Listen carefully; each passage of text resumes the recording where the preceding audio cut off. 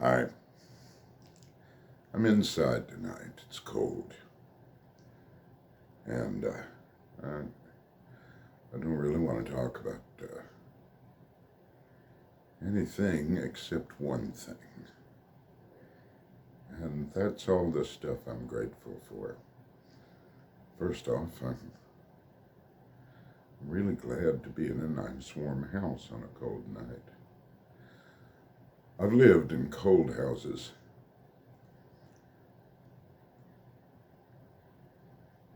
It wasn't fun.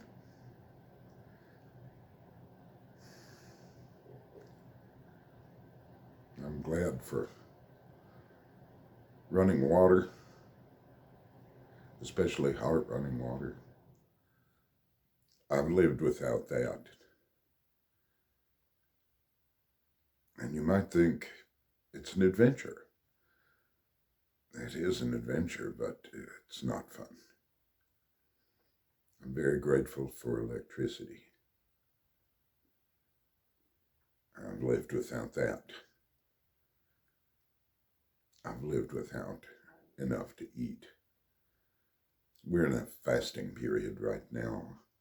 Advent for us is 6 weeks, not 4. And it involves a good deal of fasting.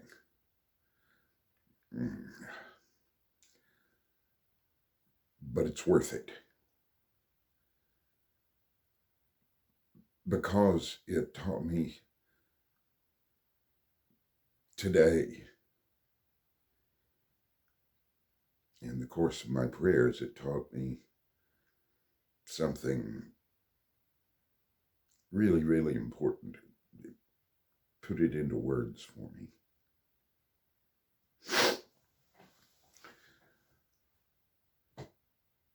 God has no need of our gratitude. God doesn't need anything. Not a thing.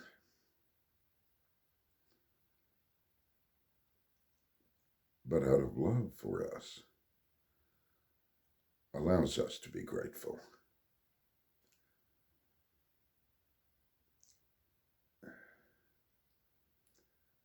Do you know if you receive without gratitude, and you receive and you receive and you receive, and you don't feel like you can pay anything back, it makes you resentful. That's called the bread of shame. It's hard to chew. It's tough to swallow. The bread of shame. It sours in the stomach.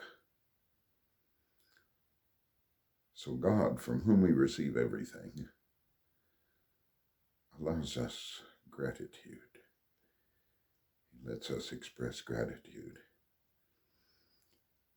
And when we stop expressing gratitude, we become bitter. It makes our whole life bitter. We may not even know why, but it does.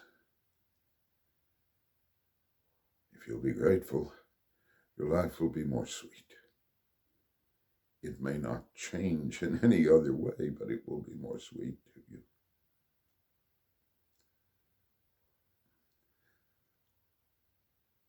So as I was thinking, as I was praying, which are two different things,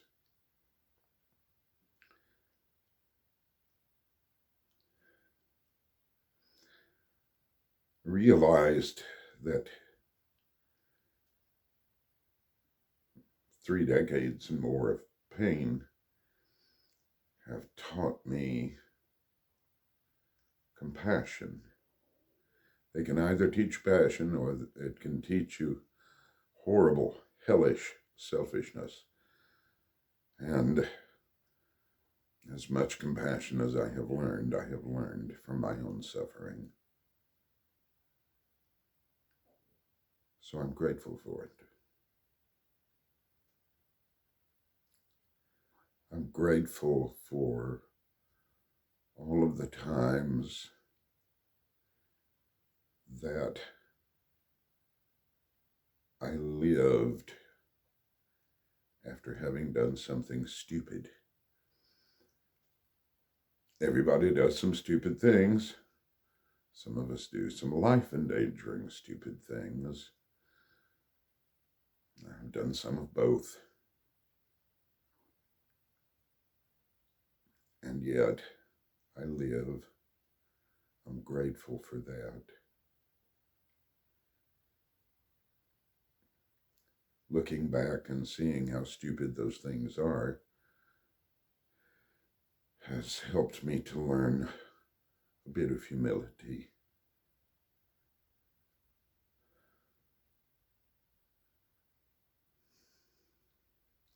I'm grateful for the hard times that I lived through because they taught me that even as simply as I live like a king. I have light whenever I want it. I can take a bath that some would have to travel miles to get. I can turn on the tap in the kitchen and drink a glass of clean, safe water and not get some dreadful disease just from having a glass of water. These days when I go hungry, it's because I've chosen to.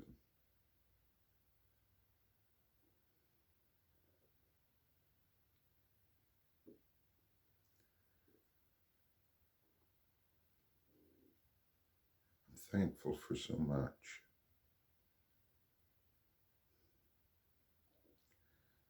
My wife loves me. She's lived through a couple of life-threatening illnesses.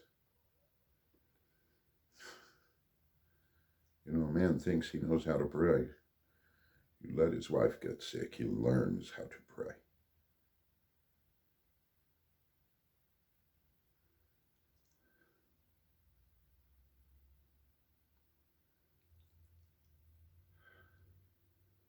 I'm grateful for the times that those who are supposed to lead have not.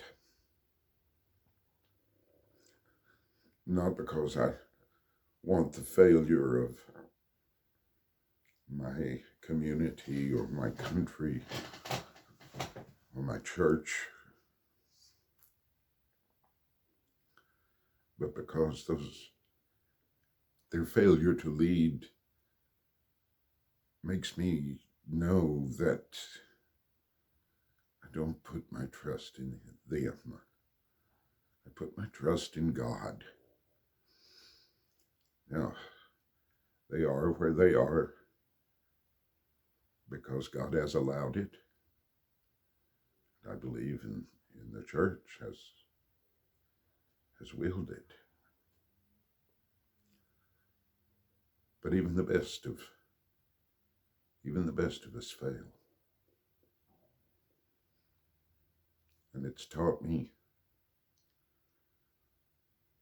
don't rely even on the best of us, but only on God. Only on God.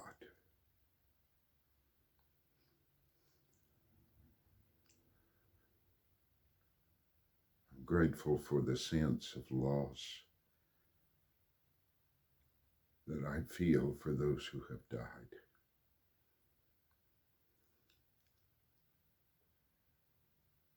That's a hard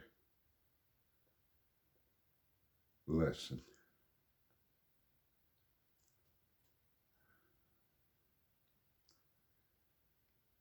What it means is that love didn't die.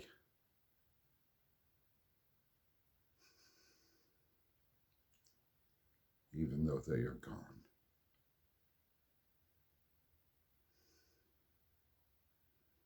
And I can pray for their souls. I'm pretty sure they're praying for me. After all, they're in heaven. What else are they going to do?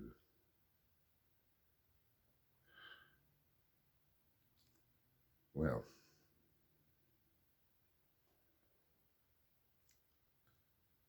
for constant pain, for learning humility the hard way through stupidity, for learning to rely on God because our leaders fail, for learning that love doesn't die, even when our loved ones do. I'm grateful.